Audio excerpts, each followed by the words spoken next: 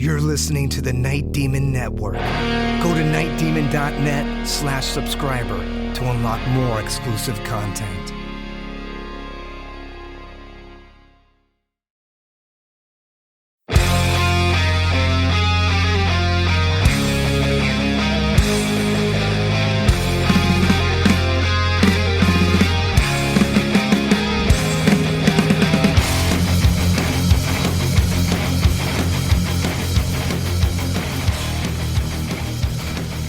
Hello and welcome to the Night Demon Heavy Metal Podcast.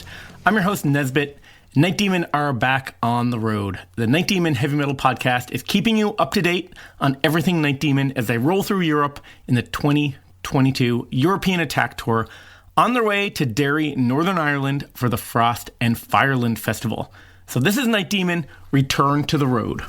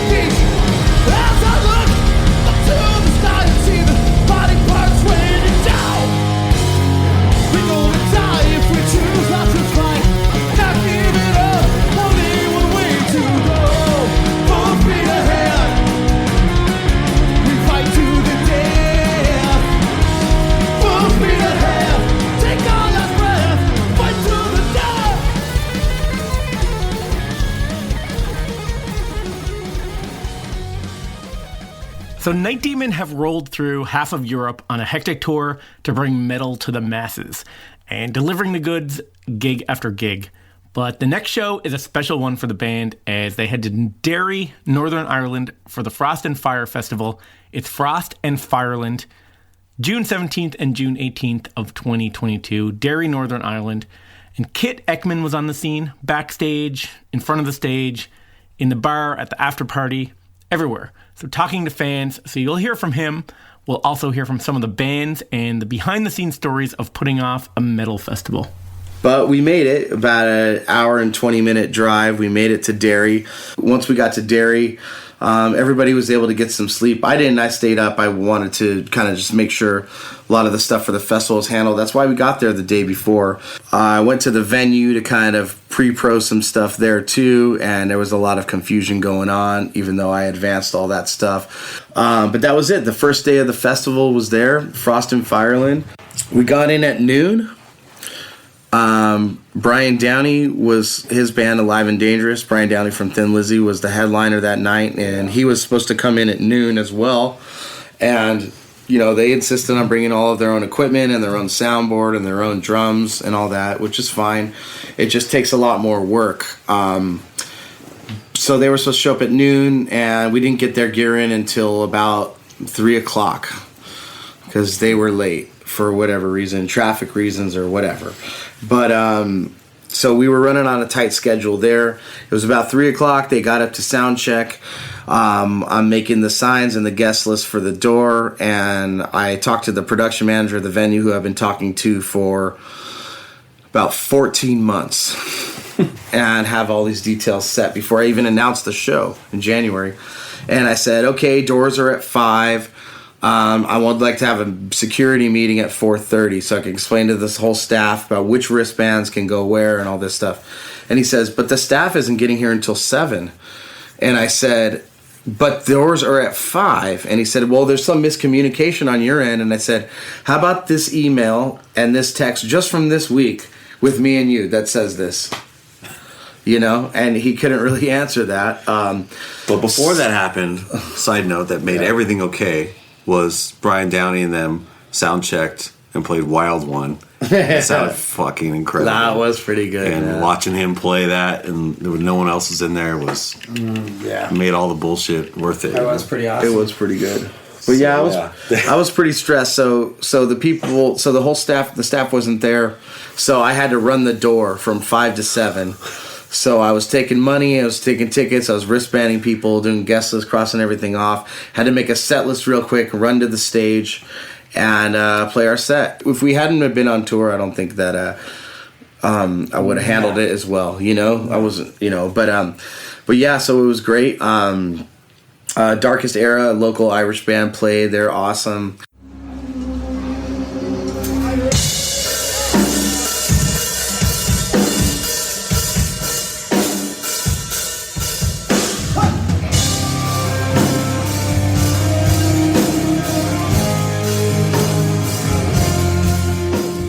All right, so I am backstage at Frost and Fireland in Derry, Northern Ireland, and I have an extremely special guest here. Who do I have? My name's Laura Mulkeen, and I'm from Derry, Northern Ireland. And you've been, I don't want to characterize it, just tell me, what has your role been in bringing Frost and Fireland here tonight? Well, Jarvis and I have been together for a couple of years, and all through the lockdown with him not touring, he luckily for us got to spend a lot of time here, and he really fell in love with the place and just decided that he really wants to put on Frost and Fire, which became Frost and Fireland in this town. What do you remember as, like, when did that idea, I mean, we're now in June of 2022, so when did this become an idea? That's hard to pinpoint, but I think pretty early on when he got here, I guess we sort of take it for granted here, but actually the city is kind of stunning. We've got 400-year-old historic city walls that they're like real big and real wide, like you could drive a car down them, if you can picture that sort of a wall. And I'm going to get to see them tomorrow on the tour, right? Yes, you are. Yeah. So they totally enclose the whole city centre. So it's pretty spectacular. There's like cannons on them. We've got old cathedrals, creepy old graveyards, like right in town here. So it's kind of a perfect heavy metal backdrop in a way, So Jarvis got here, hung out, absolutely loved the place, and of course Frost and Fireland is his thing. Frost and Fire, and yes, of course. So he just was like, I'm doing it here. This has to happen here. This was, the stars have aligned, and it's going to happen. And a funny thing is, the local paper is called the Derry Journal, and he was in that a little while ago. He got like a full page spread, and it said, US heavy metal musician aims for metal festival in Derry or whatever, and his parents are in town for Frost and Fireland this week, so I dug it out. I'm like, oh, check out Jarvis in the paper, and we looked at it, and it's a year ago this week, and it said aims for festival, and it's like, here it is, boys and girls. He did it. He fucking did it. What has gone well in setting it up? What obstacles? I mean, what do you want to? What can you tell us about? It's a huge production to put on a festival like this in a place that isn't necessarily oriented towards heavy metal festivals. What can you tell us about what that process has been like? Yeah, I mean, it's been great. Like, I think there's a Frost and Fire diehard community that whatever it is, wherever it is, we're there and they're here, and that's awesome. And he also had the added obstacle of, we're in a far-flung corner. We're in the northwest of a wee island that's a rock in the Atlantic, and it's not a natural sort of destination maybe for people to come to. I think the people that come here love it, but I think it took maybe a bit of legwork and convincing people to come. Everyone who's here is just having the best time, and we're so happy and grateful, and it's just smiles all around, and such a great vibe here. But yeah, it's taken a lot of legwork to sort of go, yeah, the COVID thing has all been dropped north and south of the border. It's actually pretty easy to get here, all that stuff. So there was a lot of background work that went into it. And you know what? I'm so glad that he's done it. And it's, yeah, I mean, the vibe here tonight is magical. Mithra from Newcastle came out, and they were great. Mithra from Newcastle, England. Again, great guys. We've played with them a handful of times. They've played, Frost and Fire and Ventura before. Really great band, really good dudes, really, really cool people.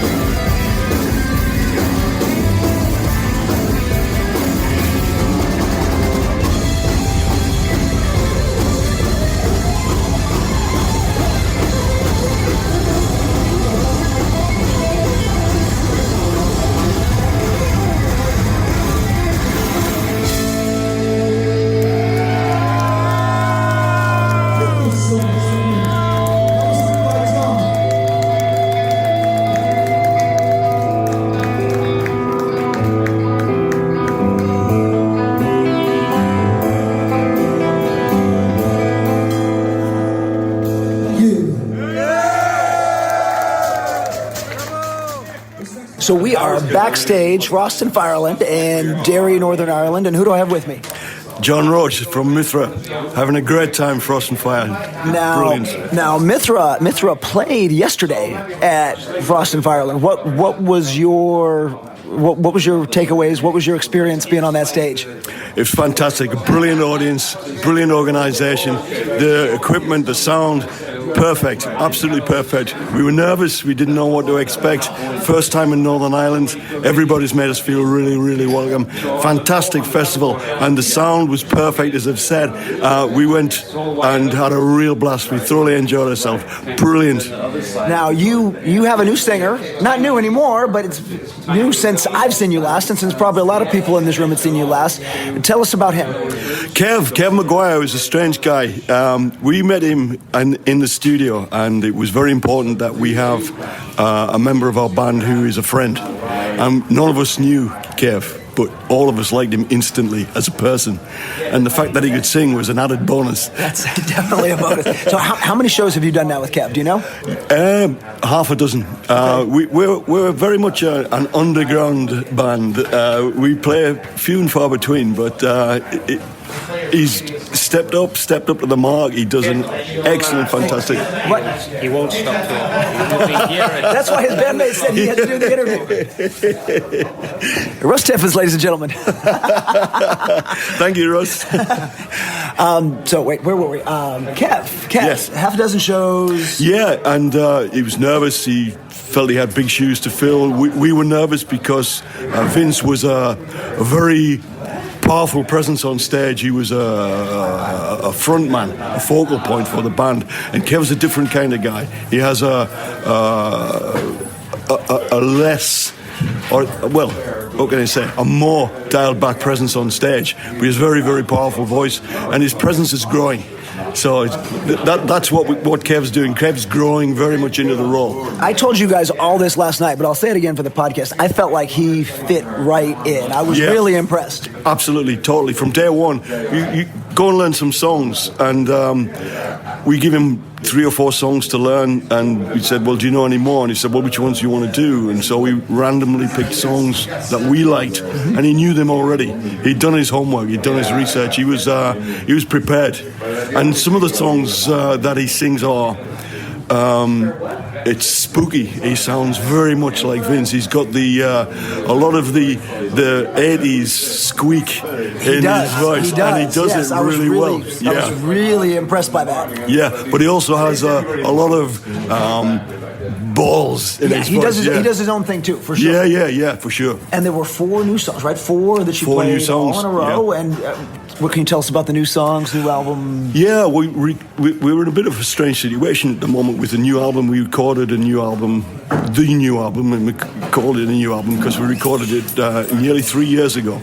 And we had some difficulties with lockdown in the UK. We weren't allowed to mix. Everybody was isolating, and the recorded songs were at the studio, and we had a lot of uncertainty. We weren't sure whether we could travel to the studio, so we didn't.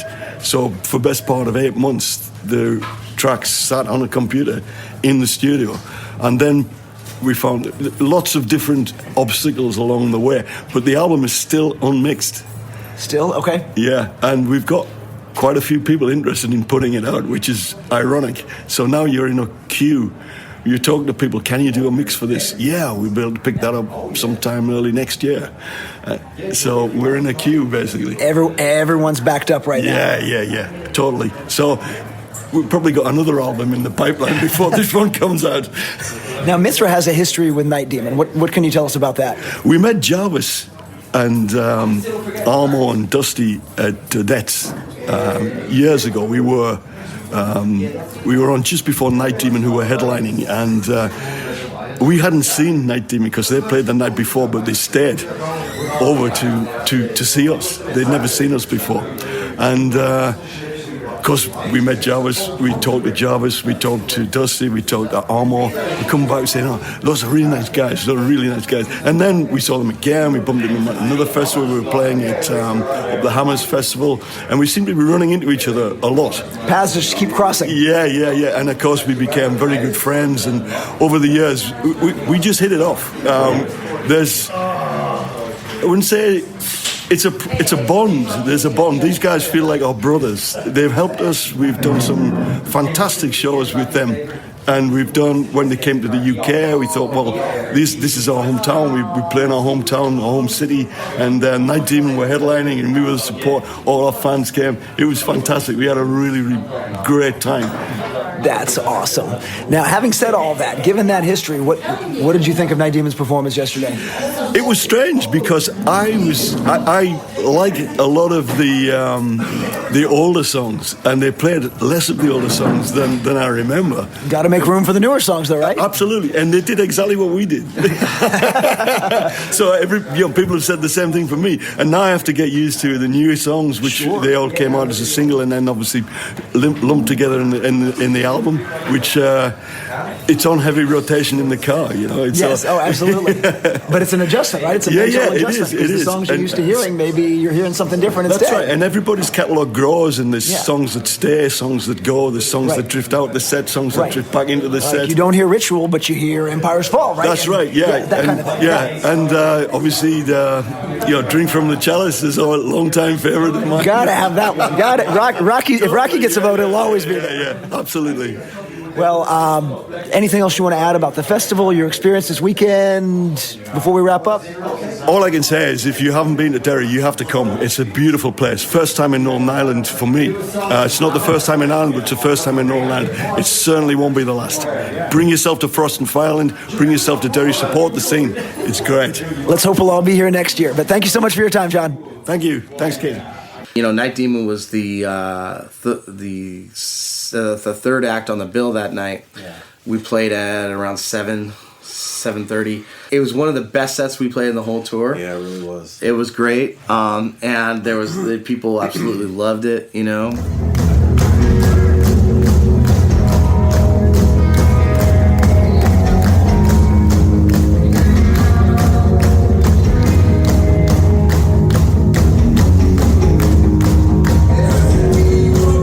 The lads absolutely smashed it. It was just a stellar performance, and also the Rocky was off the charts. We're not talking about Rocky, but the whole performance was phenomenal. The guys, they're tight as hell. I mean, the tour is clearly paying off. They're so well oiled. They're so tight. They're so intuitive with each other. They don't even need to look. They have these long dramatic pauses, and it's like the audience is just like hanging on for them. It's the tightest thing that I've ever seen, and it's like transformative, meditative experience being at a Night Demon show. So proud of them.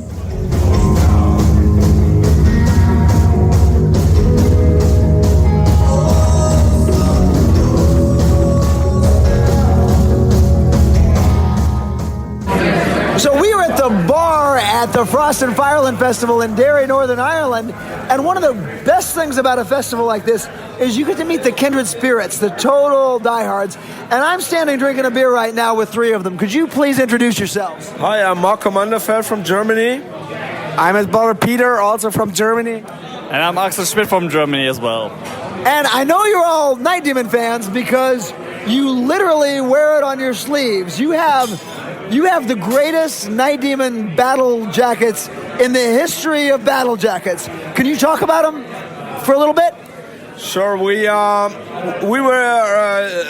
going on the Accept a Night Demon tour, and the idea came up with, hey, let's do a Night Demon tribute vest. So we took all the patches that were available at the time and just started a vest. And through the time, it has grown and grown and grown. And I think if you see us at the Night Demon show, you've seen us. I mean, I did the vest because of the Accept tour Night Demon did, and we decided to follow them to Spain. So we flew into Barcelona and watched them there, and then next day in Madrid. And therefore, I think it was appropriate to, prepare a vest. And at that time, only a few official patches were available. So, I don't know, we have some bootlegs on it and everything we can get. But they're all great. Yeah, I know. And it became kind of, really an obsession to get them all, like the Pokemons, kind of. And the latest I got is the Metal Gears one, which is super rare. That's very rare. Most people don't have that. I see that right there on your shoulder. Yeah, exactly. So I'm super proud of it. Yeah, you should. I'm super jealous. I like to have it. And I have a battle vest just from Night Demon because I had so many patches and I need just more space. So I decided I have to get just a battle vest from Night Demon. So these vests are so great. I'm going to take pictures, and I'm going to ask Nesbitt to put them in the subscriber section, and I hope he does. Nesbitt, you hear me? You better do this, because these vests are one of a kind, and they're all three incredible. They're all different, and they're all like you couldn't choose a favorite. They're all the greatest Night Demon vests ever. You know, we just saw one of the best Night Demon shows ever, I think. Yeah, so Night Demon just finished 30 or 40 minutes ago. What'd you think of their set tonight?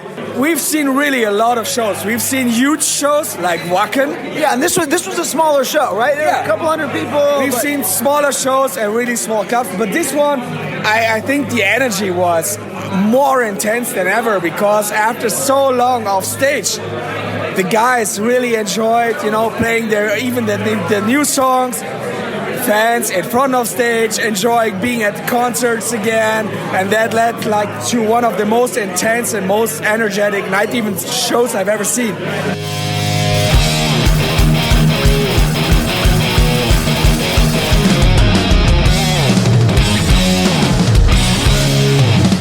I am sitting at a table with the American contingent. There is a very small, very stout and sturdy American contingent here. Who have I got? Sandy from Michigan. Mike from Michigan. David from Texas. Clarissa from Texas. Now, y'all have been in Ireland pretty much all week this week, and you've been hanging out together. When did you all first meet? I know the story, but when did you first meet? North Carolina. North Carolina. And why were you in North Carolina? Night Demon. So, see, Night Demon has brought you four, us five, together. We know each other because of Night Demon. And from that encounter in North Carolina, y'all spent the whole week in Ireland together, right? Yeah. And you went to see Iron Maiden, did I hear that? Yeah, we did. Yeah. And before that, we went and saw Night Demon at Hell's Heroes. Yeah. That's right. Yeah, so there's quite a history with this fivesome sitting around this table. Oh my God, it was the boys did an awesome job like always. They never disappoint. It sounded amazing, and Armand even mentioned they're using ear monitors. Yeah, they're doing the in-ears. Yeah, they love it. So yeah, I thought Jarvis's vocals have sounded great ever since they started using them, and yeah, the band was tight. I think it was really good. They were really tight. It was good to see, all the people traveling and stuff, and I think he kind of fed off the crowd. He was, you could tell Jarvis was pumped for all the people here, so it was a very good show.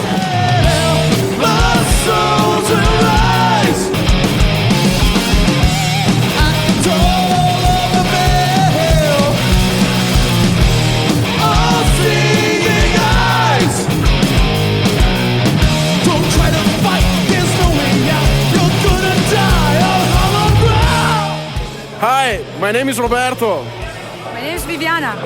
And I'm Lisa. And where are you from? Italy. And we're from Italy. Near Venice. And how long did it take you to get to this festival? 3 hours flight from Italy to Dublin, and then 3 hours and a half on a bus from Dublin to Derry. Why did you come to this festival? Because the bands are awesome, and we always know when Jarvis organizes a gig, you better be there. We actually saw them 2 weeks ago in Italy. It was awesome. Did they play Hologram for you then? Yeah, of course. They did. Yeah, they did. So many friendly faces. That's what heavy metal is all about.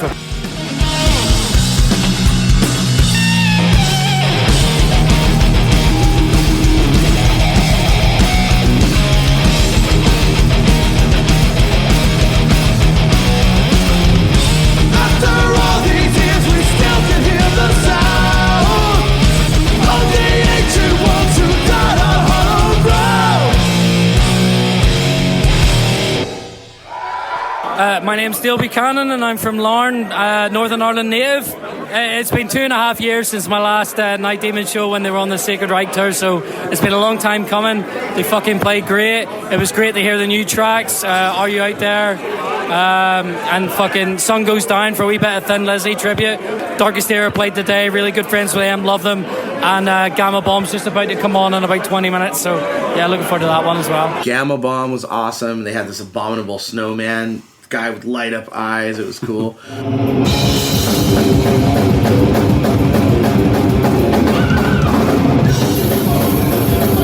can't talk about Irish metal without talking about the band Gamma Bomb. Gamma Bomb is an amazing thrash metal band from Ireland. They've been on the go for a couple decades now. All right, so we are at the bar at the Frost and Fireland Festival in Derry, Northern Ireland, and who do I have with me? Oisin. Oisin, where are you from? Ennis, County Clare. Frost and Fire is it's been a big festival around the world. They started off in America, went down to London, and it's always the same circle of friends. You know what I'm saying? Everyone knows each other. It's been great crack so far. You know what I'm saying? Great crack in Ireland means you're having a lot of fun. In other words, I'm having a lot of fun. Yeah. Hey guys, Nesbitt here. If you would like to support Night Demon and this podcast, the best way to do it is to become a Night Demon subscriber. Not only will you be doing your part to support a true heavy metal band out there really living it, you'll also gain access to a ton of extras. Bonus audio content, a subscriber-only merch store with rare items from the band's archives. You can stream never-before-heard demos and unearth live concerts from the live vaults. Communicate with the other Night Demon diehards on an exclusive subscriber forum, and gain early access to all press releases, album pre-orders, new merchandise, and a ton more. And another thing that I think is pretty cool is Night Demon will be donating 10% of every subscription fee to the Metal Cares Foundation, which is a charitable fund the band started in 2014 to aid those in our metal community. So head over to nightdemon.net/subscriber and join us as we make heavy metal history together as one. And on a side note, I'll personally think you're a grade A badass.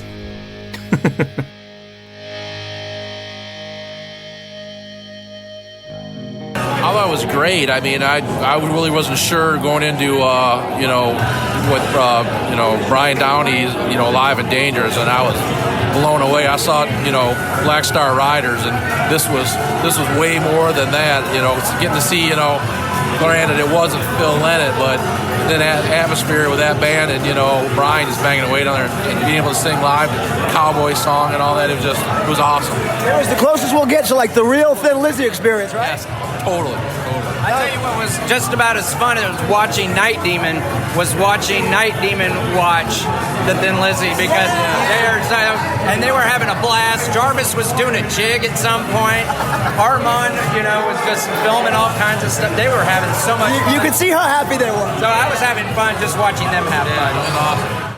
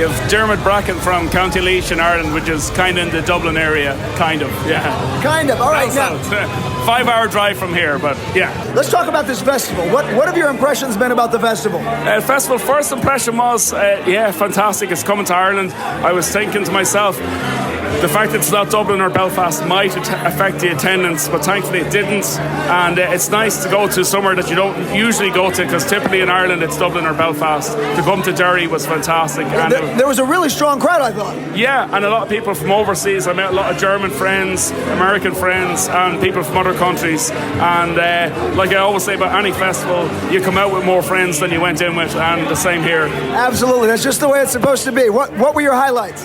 Oh, so many, but I would say, oh my God, Night Demon, Brian Downey was fantastic too. Brian Downey was incredible. I thought it was just going to be, another like Thin Lizzy tribute. Yeah. Go for a song or two and be kind of tired and boring, but no, it was incredible. It was hit after hit, played really well.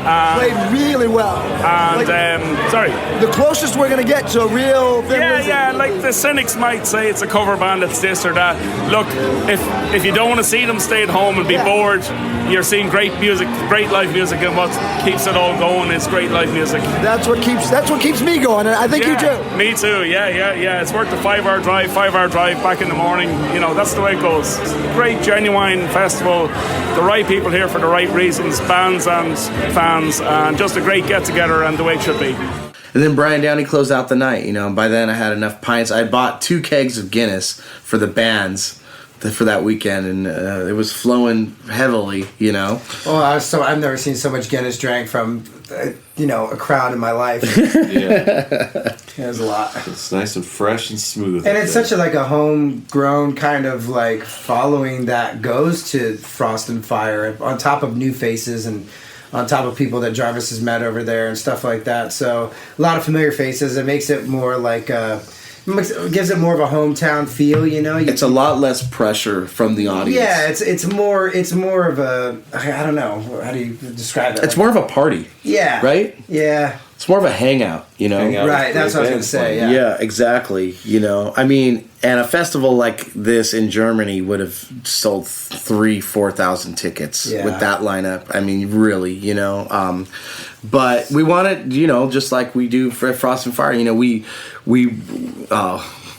Nicholas is still in the room, by the way. He kind of scowled at that. That's all right. We're at his house, and it's good because we have somebody to talk to. Get us some drinks or something, man. Come on. Yeah. We're working hard here. Yeah, I need beer.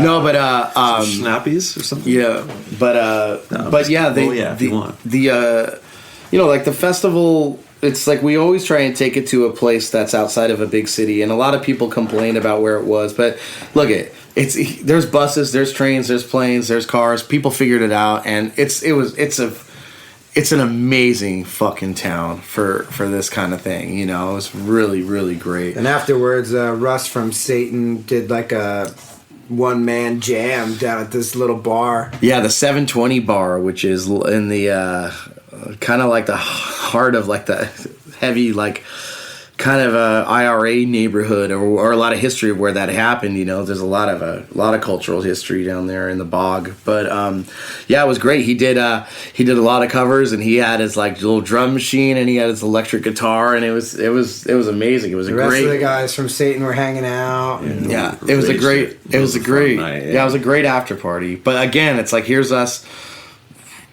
At this point, we are easily on 7 or 8 days of no more than 4 hours of sleep a night. Yeah, I was sick as a dog the first night we got into Derry. I sweat my balls off for 9 hours straight that night.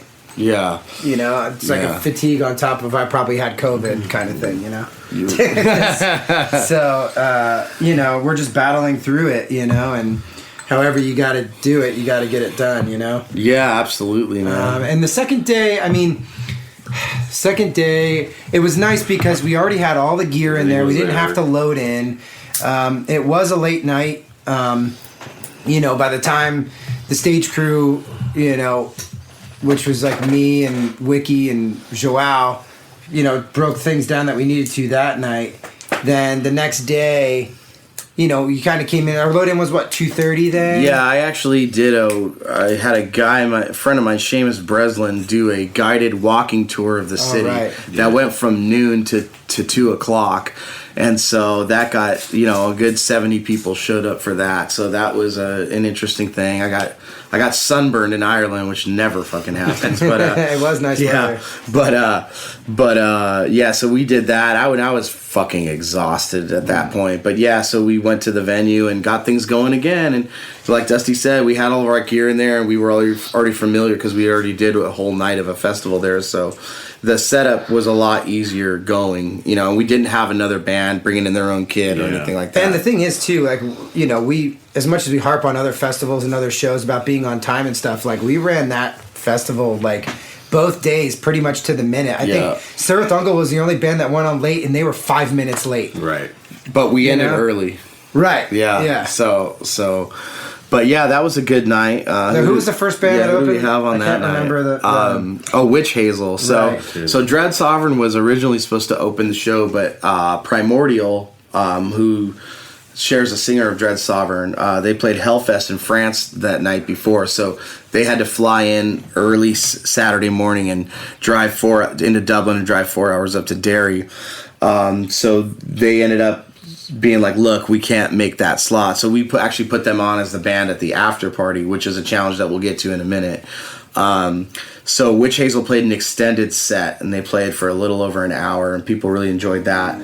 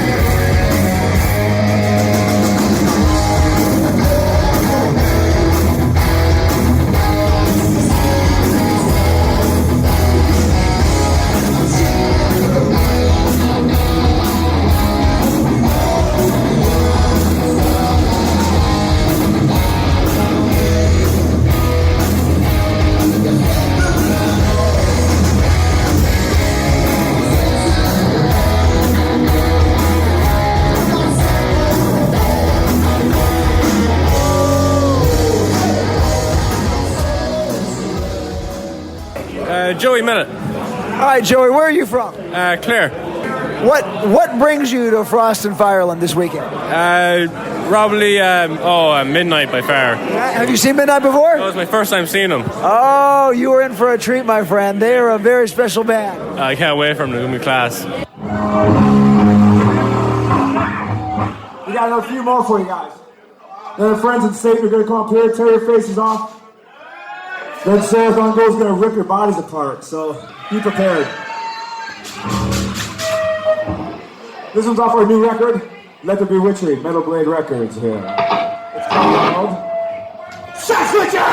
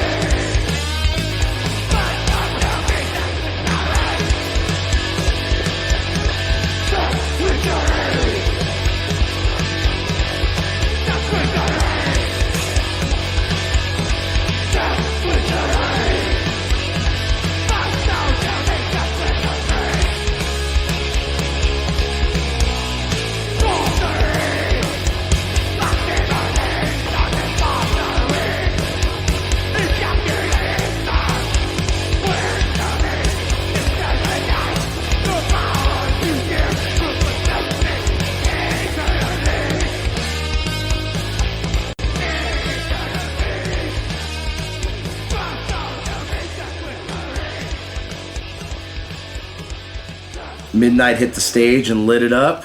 Then Satan came on and did the same thing.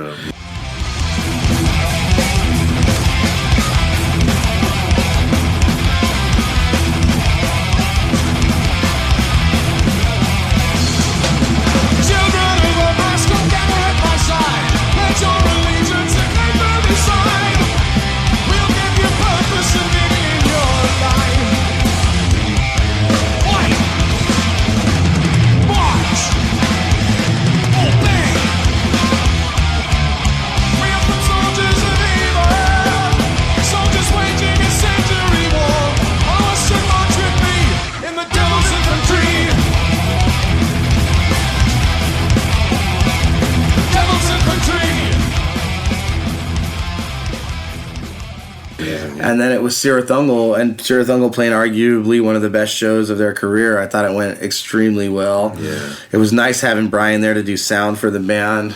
Rob busted his knuckle on the snare drum, like right off the bat. He was bleeding everywhere. It was so fucking metal. Yeah, all those guys watched Brian Downey the night before, and Right. got pretty inspired. Yeah.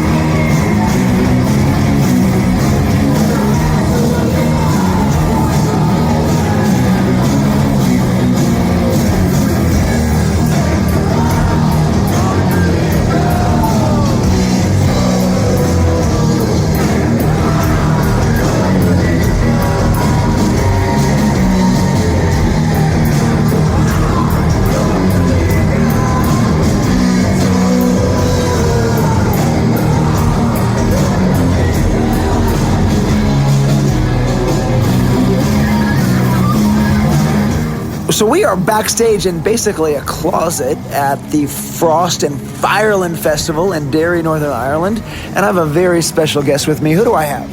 I'm Robert Garvin, the drummer of Sirith Ungul. All right, so Robert Garvin, what brings you to Derry this evening? Well, Jarvis put on the third edition of Frost and Fire here called Frost and Fireland, and he asked us if we would come and play in the beautiful city of Derry, Ireland, and we're here right now. Well, as always, Night Demon, I think, blew away every other band it's going to play. And since they've been on the road, every night, nothing, I think, makes a band better than being able to get out and play, show after show. And it just, when I saw them take the stage, it was just the most amazing experience I've ever had. I really don't have words for it, but the way they interact with each other on stage, and especially what I noticed, Armand and Jarvis were doing a lot more stage presence work, which was totally obvious that whatever they've been doing for the last month or so has really improved their game, and I was blown away. You can really see the difference. I mean, the really good bands are always looking for ways to up their game, and I really think they have it. You would agree? Yeah, but let me say something. They were really, really good before. I just think that they're actually, however good they were when I saw them when you did at the last show that we both played at together, Hell's Heroes, I think it was, absolutely, right? Absolutely, you're right. But, like I said, matter of fact, every time we watch them play, I talk with Tim, our singer, and we share our thoughts about how good their performance was. And they were awesome there. But tonight when I saw them, I just thought, wow, this is like the new Night Demon. It's just, they pulled the wraps off and they're going for broke. I think Night Demon should be headlining the show and we should be opening up for them.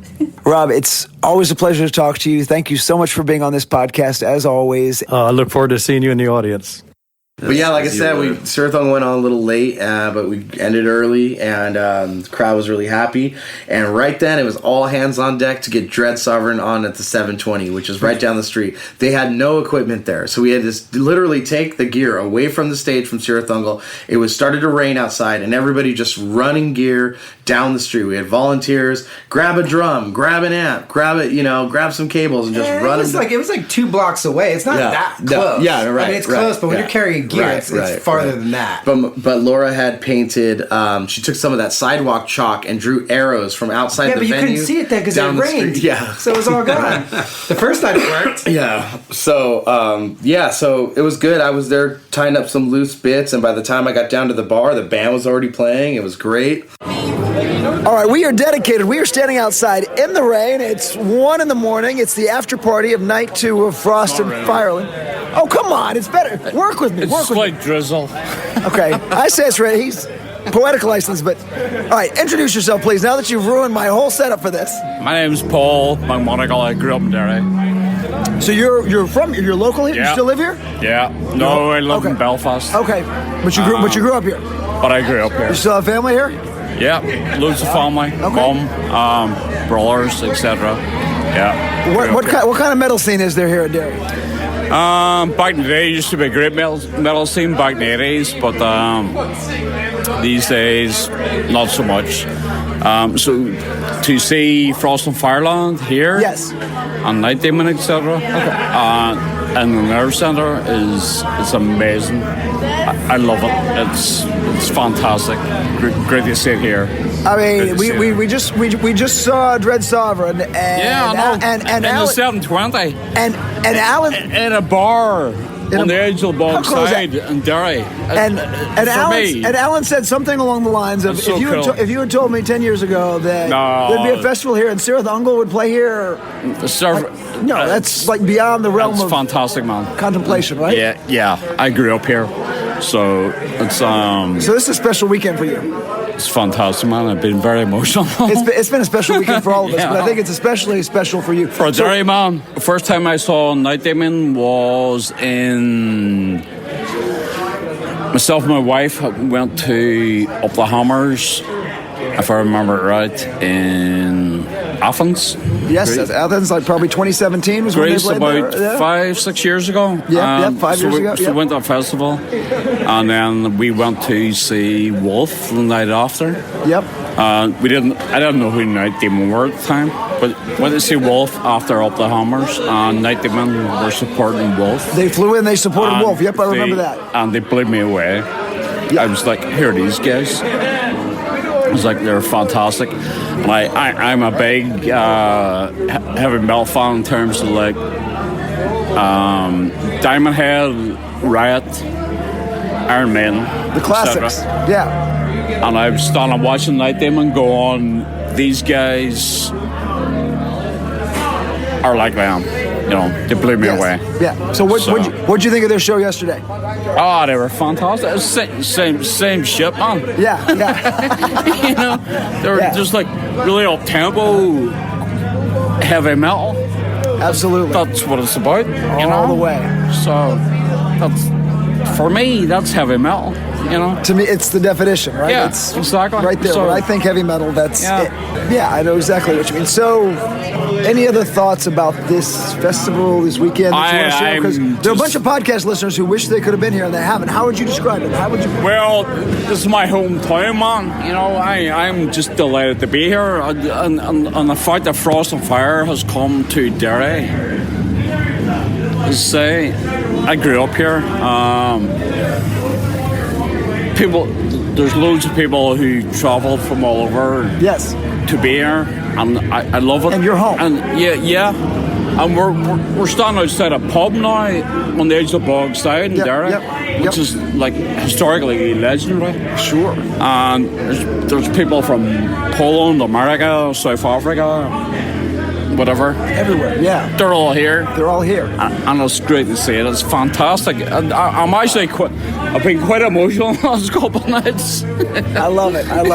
Thank you, Paul. This is great. This gives a whole different perspective to what this weekend is like for someone who's from here. I appreciate your time. I grew up here. All right, so we're going to shut this off, and I'm going to say thank you. You are the best. I went up there and did a Danzig Twist of Cain, and we're at Misfits Where Eagles Dare. They kind of did some covers and asked me to do that with them, so that was fun. And it was just another crazy night of beer drinking. Yeah, and then we had to get the fucking gear out of there. at night. Tell the story on this. This fucking sucked. Set this over to test. Let's get a shot ready for this story because this is good. This is probably like the. This is, I always say this, the last 10% of anything is always the hardest, no matter what projects or anything you do. And, I've learned this through all the Frost and Fires that we've done is like, you get to that point where you want to give up and a lot of people end up giving up and there's only a select few that probably do the work to get that stuff done, like the physical work or, Jarvis is always working. He's always, doing something mentally and, talking to the bands and doing his thing. That's fine. Armand had his girlfriend there. He's fucking hammered. The Midnight guys are fucking shot. Taking care of that, Yeah, the Midnight guys are shot. So they went back to the hotel. So we had no help. Our driver, Joao, who is stage manager, guitar tech, driver, he was super exhausted and he had to sleep. So he's like, okay, well, call me and I'll come with the van and pick you up with the gear. We'll load it up and then we'll take it back up to Lars, which is really close. It wasn't far from the venue. Maybe a 5-minute drive. And so he's asleep. I call him, he doesn't pick up. So Laura, I start talking to her and I'm like, listen, like I know you had drinks. I'm the only one that didn't drink tonight. So for some reason, that's for a reason. So I'm like, I'll drive your van.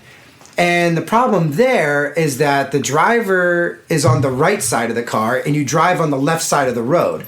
So it's a complete mind fuck, especially at 3 a.m. when you're exhausted from just tour and the festival and running around, constantly. Hey, are the pedals in the same position? So the clutch is on the clutch is on left. So it's manual. But the shifter's on the left. Yeah. So your clutch is left, brake where's middle, first gear? Is it all the way to the far left. Upper far left. So like normal. Yeah, but you have to shift with your left hand. Yeah.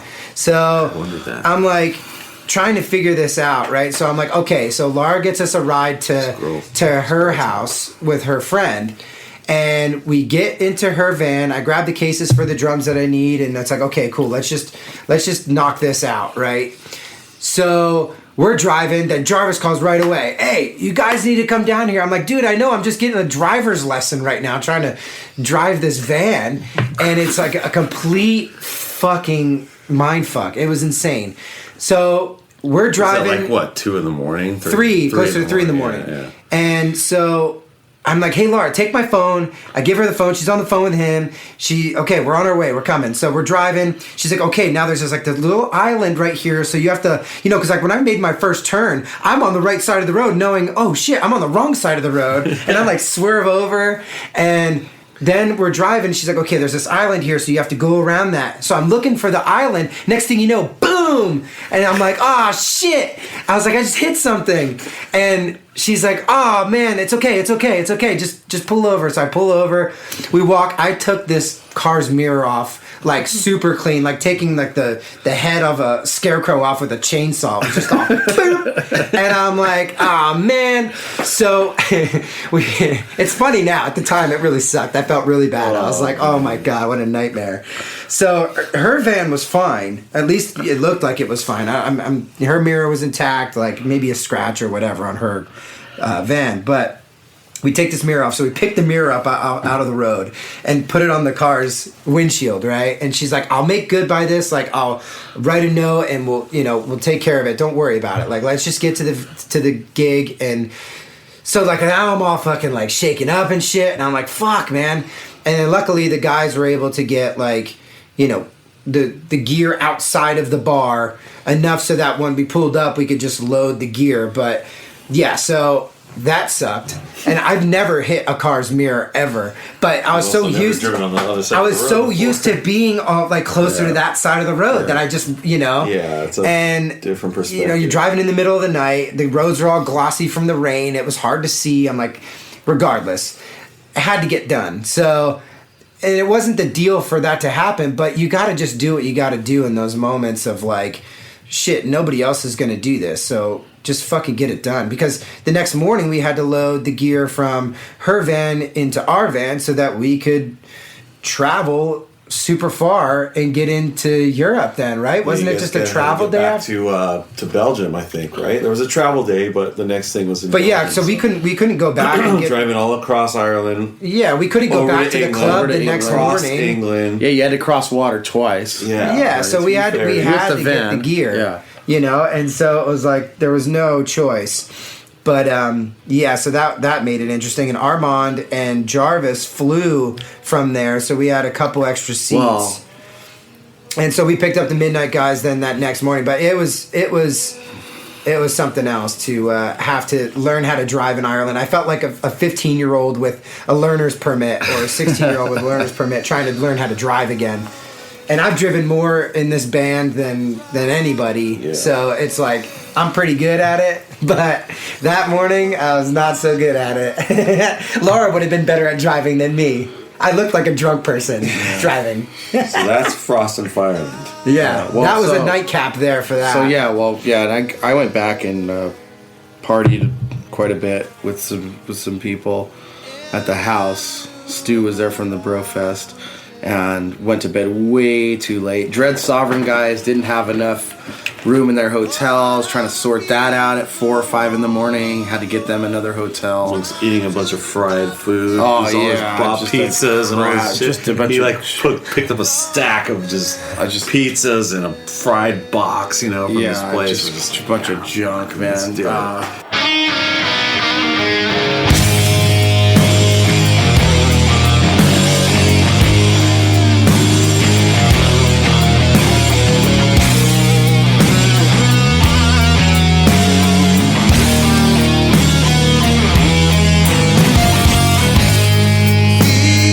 Is there anything you want to add for the podcast listeners before we close out? Frost and Fireland, what a weekend. The guys have totally knocked it out of the park. Jarvis is just a manager extraordinaire. He's made this happen. So proud of him. Glad you're here. We have so many wonderful, just dear friends from all around the world here, and I'm just so happy and so grateful, and my heart is so full at this moment. So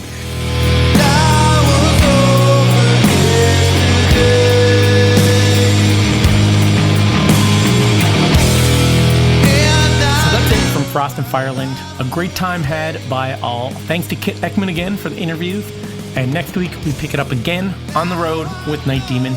Be sure to check out the subscriber section for all the photos from Frost and Fireland, as well as the dozen or more full live audio and video from shows from this European attack tour. More information on nightdemon.net. Until next time, this is Nesbitt signing off.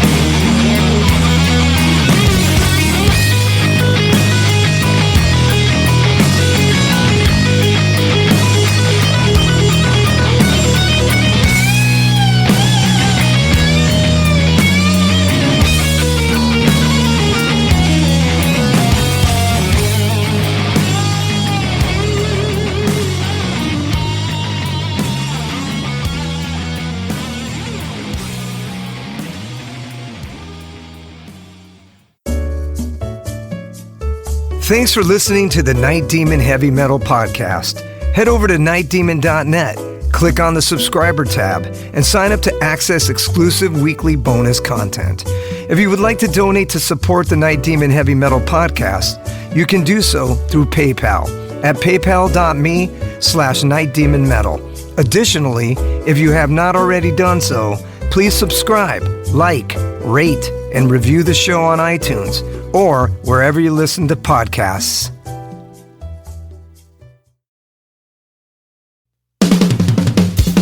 All hail, Night Demon Heavy Metal Podcast listeners. This is Dusty Squires chiming in to tell you about my brand new signature sticks from the London Drumstick Company. I've dreamt of having my very own drumsticks ever since I was a wee lad, and LDC made that a possibility for me. Founded in 2016 in London, England, the birthplace of heavy metal, the London Drumstick Company has trailblazed a path through the music industry and taken the drummer world by storm. When I met them for the first time, they knew their product was going to withstand the beatings of a Night Demon show.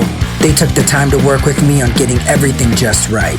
The balance and weight of my sticks are the same no matter what, and the durability is bar none the best I've ever had. I know my sticks will last through the set night after night.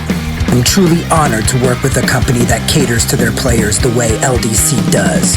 Their innovation and attention to detail is what separates them from the rest of the stick makers out there. Their custom stick sleeves are unbelievable and really make the entire presentation complete. Wait until you see the design they came up with for me. It blew my mind and was a surprise to say the least. They have all kinds of amazing swag, including hoodies, t-shirts, drummer shorts, drum keys, stick bags, towels, face masks, practice pads, and much, much more. Even if you're not a drummer, you can be a part of Demon history and order my brand new signature sticks direct from their website. How cool is that? And to top it off, the London Drumstick Company are giving an exclusive offer to the Night Demon Heavy Metal Podcast listeners. Go to londondrumsticks.co.uk and receive a 15% store-wide discount using promo code DEMONSTICKS. All capital letters, no spaces, Demon Sticks. DEMONSTICKS.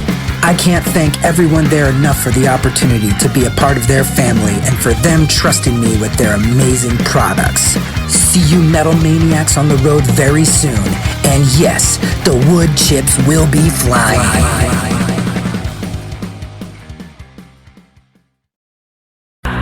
Greetings, boils and ghouls. This is your comrade, the Crypt Keeper here, reporting dead from the sanctuary of the strange. Tonight's macabre myth is a fright-filled feature, one overflowing with monsters, madness, and magic.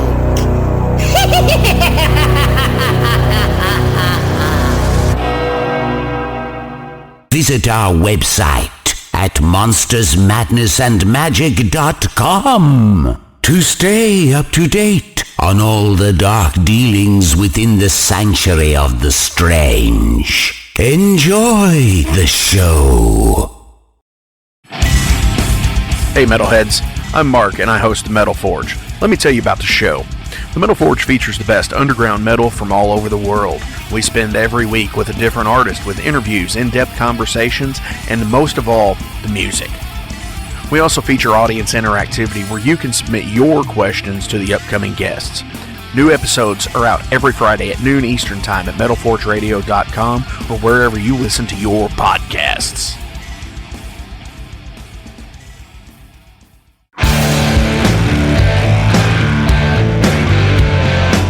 Want to know what's going on in the world of music? Then tune in to the Nothing Shocking Podcast, a non-genre based, all-ages friendly rock and roll program. Join us weekly for interviews with all your favorite rock stars from the mainstream to the underground. You can find us at nothingshocking.libsyn.com or anywhere you download podcasts.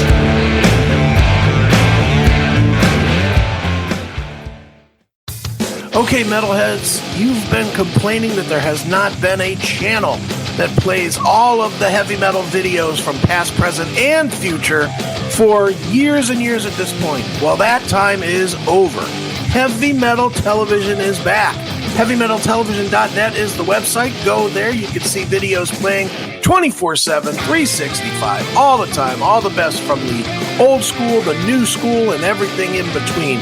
Check it out, HeavyMetalTelevision.net. It is where the metal is.